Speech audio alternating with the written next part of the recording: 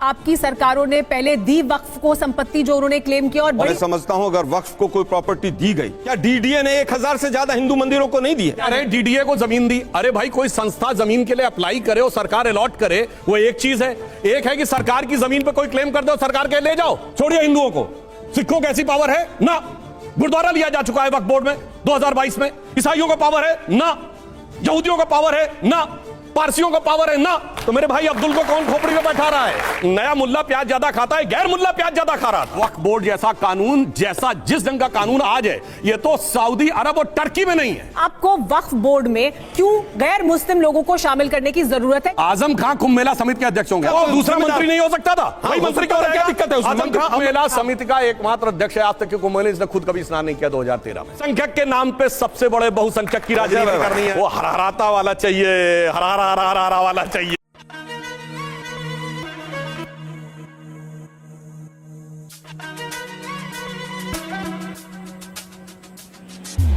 Hello hi नमस्ते सत श्री अकाल प्रणाम राम राम गाइस, स्वागत है आपका आज की एक और डिबेट वीडियो में। अगर वीडियो पसंद आए तो वीडियो को लाइक करना, शेयर करना और हाँ चैनल को सब्सक्राइब जरूर करना। तो चलिए वीडियो देखते हैं।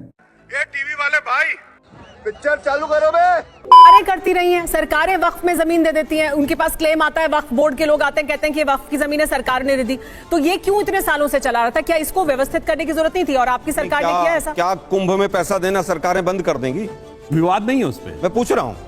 उसमें भ्रष्टाचार के तमाम आरोप लगे, 7-8 हजार करोड़ रुपया टैक्स पेयर्स का लगा, क्या उसको बीजेपी सरकार बंद करेगी? मैंने वही कहा, एक मिनट भाई, आर्टिकल 14 इक्वालिटी बिफोर लॉ कहता है, आर्टिकल 15 कहता है डिस्क्रिमिनेशन नहीं होना चाहिए, भेदभाव। ये जो कानून है ये पूरी तरह से भेदभाव के तहत है। क्या आज आप कहते हैं सही बात है, एक मिनट कि वक्फ बोर्ड में कोई भी मुस्लिम के अलावा नहीं दे सकता है? क्या वृंदावन में कोई भी मुसलमान जाके दान नहीं देगा और कुंभ में कोई भी मुस्लिम वहां पर सेवा नहीं देगा? ऐसा बिल भी लेके आएंगे क्या आप? क्या आपकी सरकारों ने पहले दी वक्फ को संपत्ति जो उन्होंने क्लेम किया और बड़ी संख्या में, बड़ी तादाद में संपत्ति दी? देखिए मैं समझता हूं अगर वक्फ को कोई प्रॉपर्टी दी गई, क्या गवर्नमेंट इंस्टीट्यूशंस को, हिंदू धार्मिक संस्थाओं को, मंदिरों को नहीं दी गई? क्या डीडीए ने 1000 से ज्यादा हिंदू मंदिरों को नहीं दी है? वो डीडीए किसके अंदर है भाई? वो सिर्फ केंद्र सरकार के अंदर नहीं है क्या? मैं बताता हूं क्या इलॉजिकल बात कही है। ये क्या जरूरत थी? मैं बता रहा हूं क्या इलॉजिकल बात करने की हद है भाई। कह रहे डीडीए को जमीन दी, अरे भाई कोई संस्था जमीन के लिए अप्लाई करे और सरकार अलॉट करे, वो एक चीज है।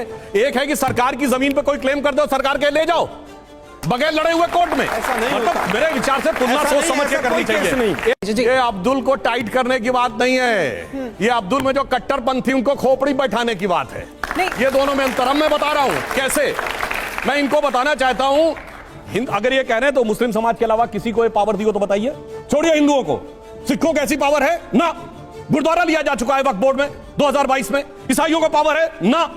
यहूदियों को पावर है ना? पारसियों को पावर है ना? तो मेरे भाई अब्दुल को कौन खोपड़ी में बैठा रहा है? अब मैं दूसरी बात बताना चाहता हूं, एक और फैक्ट समझिए। 12 साल की मियाद होती है लैंड डिस्प्यूट में, चलो वो छोड़ दिया। हिंदुओं के लिए तो कह दिया 15 अगस्त 47 से पहले आपका मंदिर का क्लेम है तो नहीं जा सकते। मगर ये किस आधार पे वक्फ के क्लेम हो रहे हैं आपको पता है? सूरत नगर निगम की क्लेम इस बात पे है कि जहांगीर ने वो अपनी बेटी जहां आरा को, शाहजहां ने अपनी बेटी जहां आरा को वो दे दिया था, इसलिए वो क्लेम परमानेंट हो गया। तिरुचिरापल्ली का 1500 साल पुराना मंदिर इसलिए वक्त की पेमेंट हो गया, जबकि 1400 साल पहले इस्लाम आया कि अरकाट के नवाब ने 1560 में दिया था। मैं पूछना चाहता हूं, संसदीय परंपरा की बात करते हो, या अरकाट के नवाब हो या शाहजहां का शासन हो, यह तो शुद्ध शरिया पे चलता था।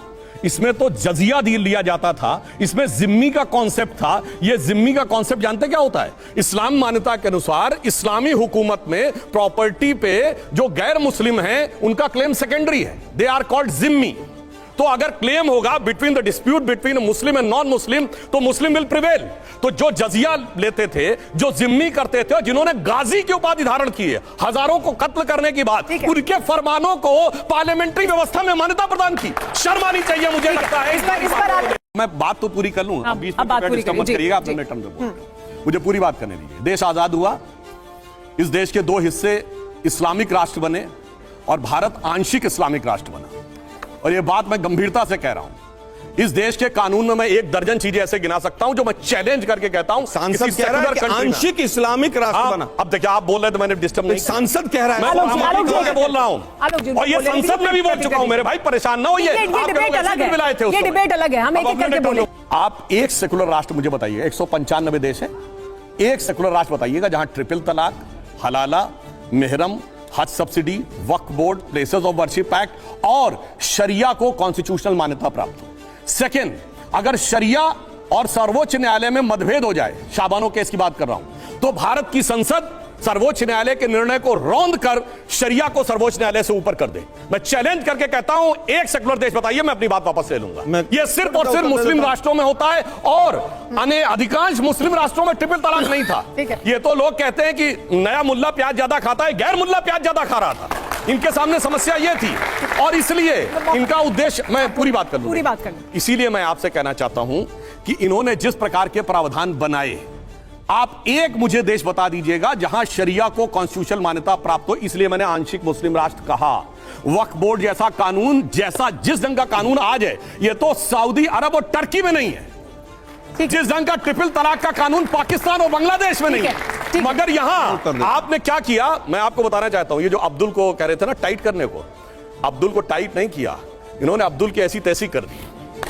एक लाइन कहना चाहूंगा, इन्होंने उन मुसलमानों को जिन्होंने देश, उनके एक हिस्से ने देश में बड़ा बड़ा कंट्रीब्यूशन किया है। अभी उस्ताद जाकिर हुसैन की डेथ हुई थी, उस्ताद अफजद अली खां, उस्ताद बड़े गुलाम अली खां, वहां से लेके और डॉक्टर कलाम तक, उन सबकी पहचान की बजाय पहचान आज की डेट में क्या हो गई, अपराधी और आतंकवादी पहचान हो गए।